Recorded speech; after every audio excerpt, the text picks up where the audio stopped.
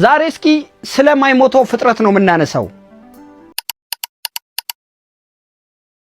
ሰላም ቤተሰቦች ሁሉ መልካም፣ ሰላም ወንድሜ ሁሉ መልካም አለ። መቼም በምድር ላይ ማይሞት የለም እያልክ ነው መቼም። ይሄኛው ጄሊፊሽ ይባላል። ጄሊፊሽ ምንድነው? ይሄኛው እንትኑ ትሮፒቶስ ዴንሃርን የሚባል አንድ ስፒሸስ አለው። አጠቃላይ ጄሊፊሾች ብዙ ናቸው። ይሄ ጄሊፊሽ ከሌላው በጣም የሚለየው ነገር ያለ መሞቱ ብቻ እንዳይመስልህ። አንጎል የለውም፣ ልብ የለውም፣ አጥንት የለውም። በጣም ይገርማል አይደል ውድ ተመልካቾቼ? አንጎል ሳይኖረው ነው የሚኖረው፣ ልብ የሚባል ነገር የለውም፣ እንዲሁም አጥንት የለውም። እንዴት ልብ ሳይኖረው የልብን ስራ እንዴት ይሰራል?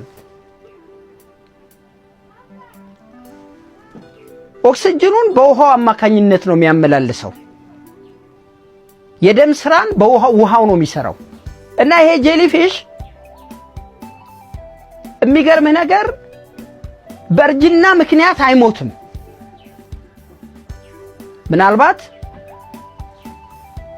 እየተበላ በሌላ አዳኞቹ ሲበሉት በሆነ አጋጣሚ ሲጨፈለቅ ወራ የንብረት ለውጥ ሲለወጥ አሁን በማዕበል በመናምን የተነሳ በእንደዛ አይነት ሁኔታ ነው እንጂ የሚሞተው ተፈጥሯዊ የእርጅና ሞት አይሞትም።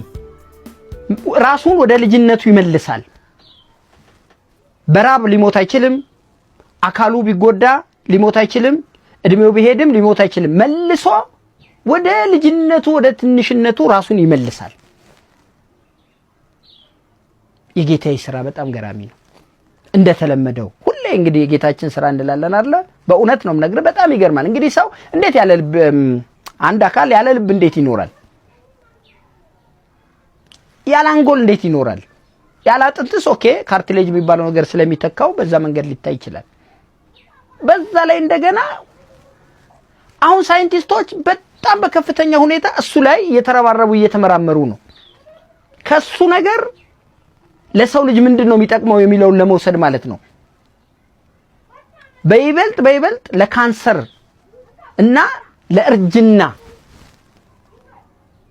እርጅና እንዴት ማስቀረት ይችላል፣ ካንሰርስ እንዴት ሰው መግደል የማይችልበትን መንገድ ለመፈለግ ከዚህ ፍጡር ተነስተው ምርምር እያደረጉ ነው።